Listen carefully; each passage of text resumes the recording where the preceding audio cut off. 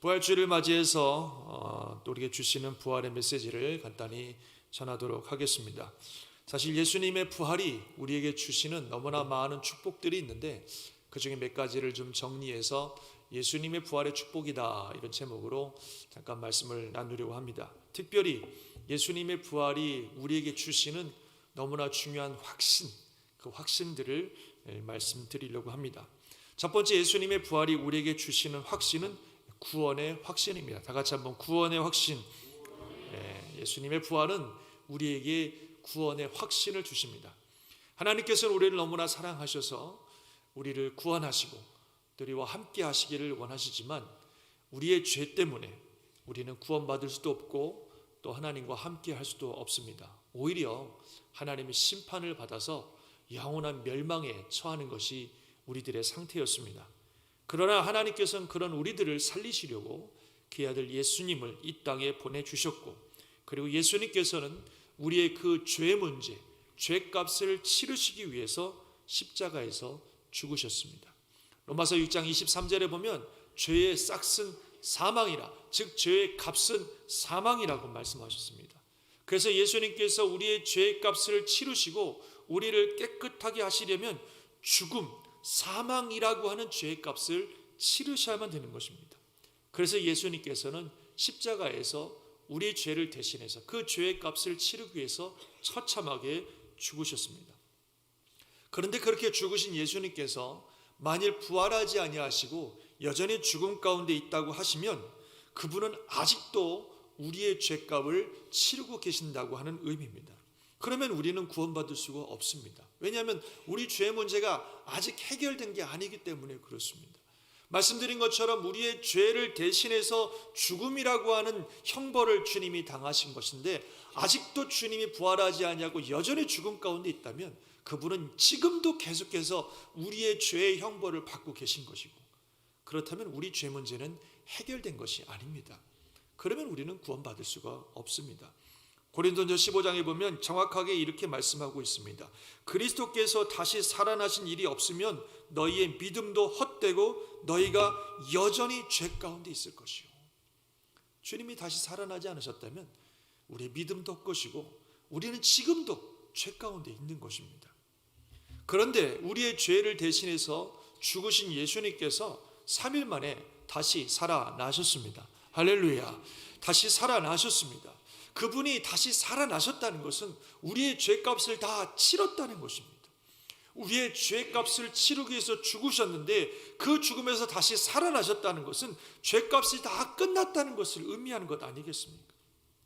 우리 예수님은 하나님이시기 때문에, 그것도 너무나 존귀하신 하나님이시고 전능하신 하나님이시기 때문에, 그런 예수님이시기 때문에 그 온 인류의 죄값을 그분이 대신 치르시는 것은 3일이면 충분한 거예요. 3일 동안의 죽음이면 예수님의 죽으심은 온 인류의 죄값을 다 대신하고도 남는 것입니다. 그래서 예수님께서 죽으셨다가 다시 부활하셨다고 하는 것은 우리의 죄의 문제가 다 해결되었다고 하는 것을 분명히 보여주는 것입니다. 로마서 4장 25절 다 같이 한번 읽겠습니다. 시작. 예수는 우리가 범죄한 것 때문에 내줌이 되고 또한 우리를 의롭다 하시기 위하여 살아나셨느니라. 아멘. 우리의 죄 때문에 그분이 죽으셨지만 우리를 의롭다 하시기 위해서는 그분이 살아나셨습니다. 그래서 그분이 살아나심으로 말미암아 우리의 의롭게 될 수 있는 길이 열렸습니다. 아니, 완성되었습니다. 그래서 이제는 누구든지 예수님을 믿기만 하면 그분께서 죄의 값을 다 치르시고 부활하셨기 때문에 예수님을 믿기만 하면 죄의 권세, 사망의 권세에서 해방되는 것이고 우리는 구원받은 하나님의 자녀가 되는 줄 믿습니다. 그래서 예수님의 부활은 우리의 구원의 확신을 주는 그런 놀라운 축복이고 사건인 것입니다. 두 번째로 예수님의 부활은 우리에게 승리의 확신을 주십니다. 다 같이 승리의 확신. 승리의 확신. 우리가 믿는 우리의 주 예수님은 과거에 위대한 일을 하시고 죽으신 분이 아니십니다. 소위 위인들이라는 분들, 과거에 참 좋은 업적들을 남기고 좋은 저서들을 남긴 위인들을 볼 때에 참 우리는 그분들을 기억하고 그분들의 업적을 생각하고 그분들이 남긴 저서를 보면서 그분들의 삶을 본받기를 원합니다. 훌륭한 일이죠.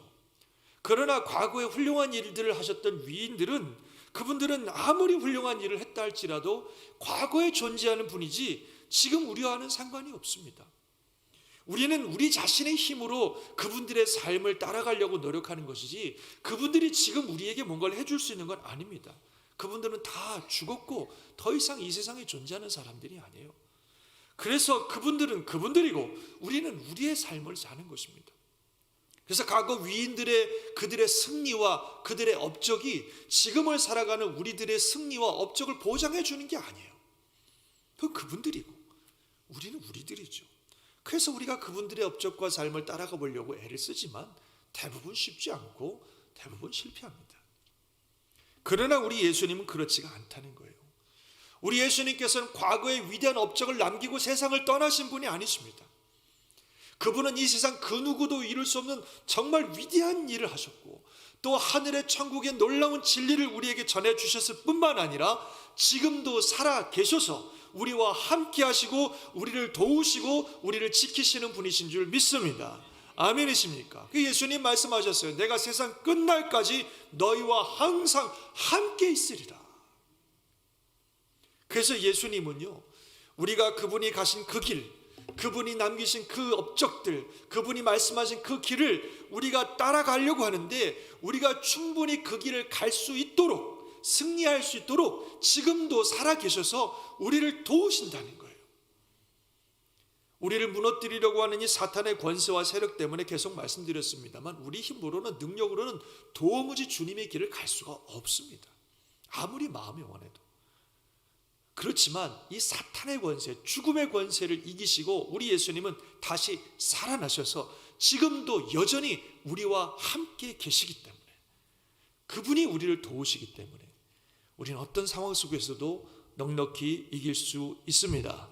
아멘이십니까? 그래서 빌립보서에 보면 바울이 믿음으로 이렇게 선포하죠. 같이 시작. 내게 능력 주시는 자 안에서 내가 모든 것을 할 수 있느니라. 아멘.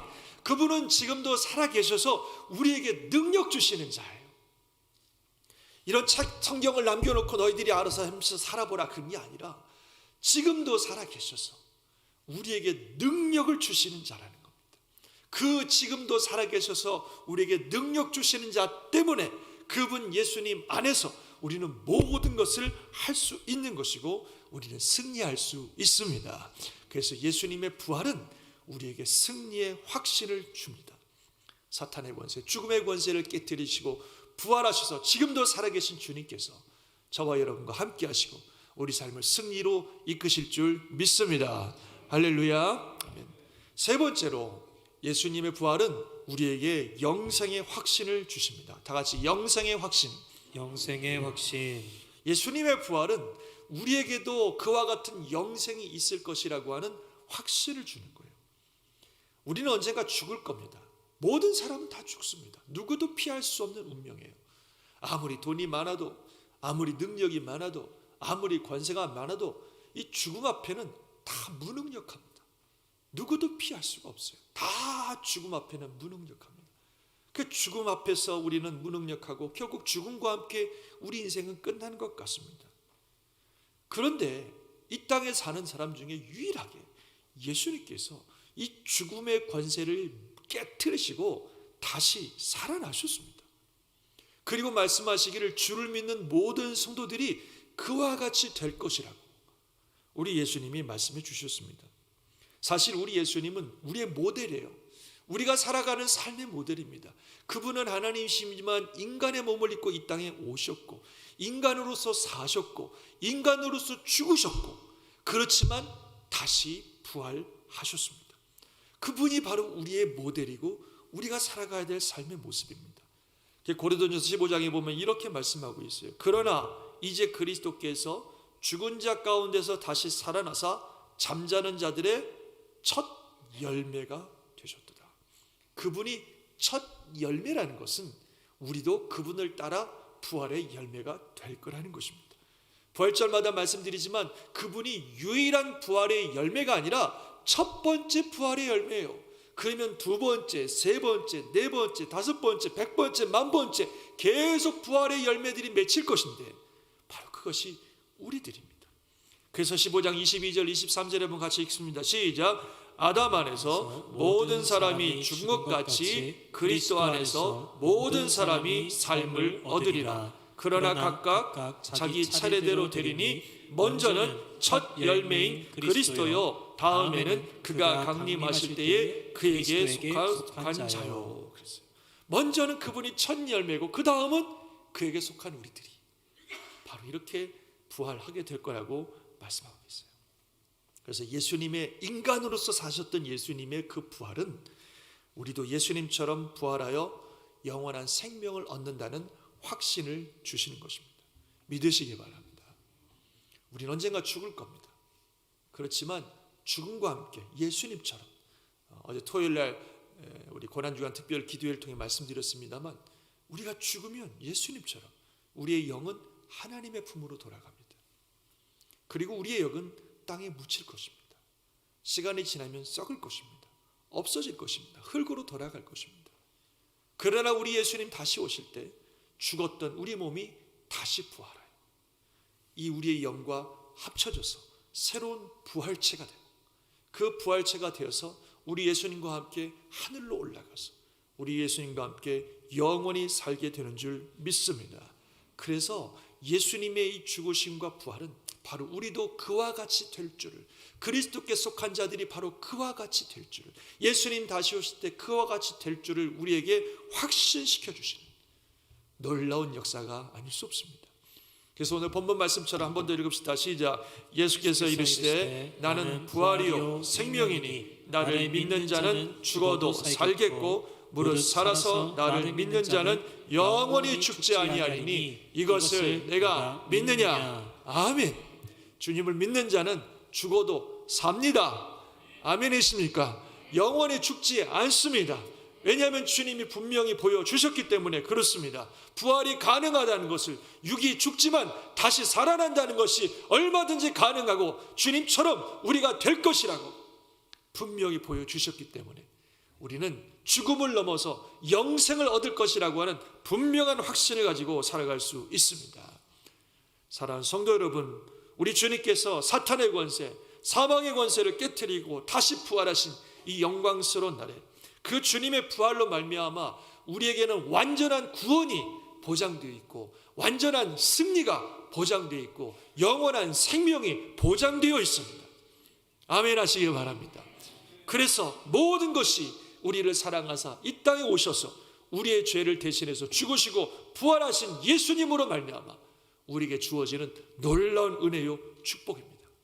그래서 이 귀한 아침에 그 부활의 주님께 감사하면서 이 확신을 가지고 살아가시기를 바랍니다. 주님의 은혜에서, 주님의 죽으심과 부활을 위해서 나는 구원받은 하나님의 자녀가 되었고, 이 땅을 사는 동안 지금도 살아계신 주님이 나와 함께 하시기 때문에 나는 반드시 승리할 것이고, 그리고 죽음과 함께 나는 영원한 주님의 천국에 들어가서 영생을 누릴 것이라고 하는 분명한 확신을 가지고 승리하며 살아가는 저와 여러분 되시기를 예수님의 이름으로 축원합니다. 아멘. 기도하겠습니다.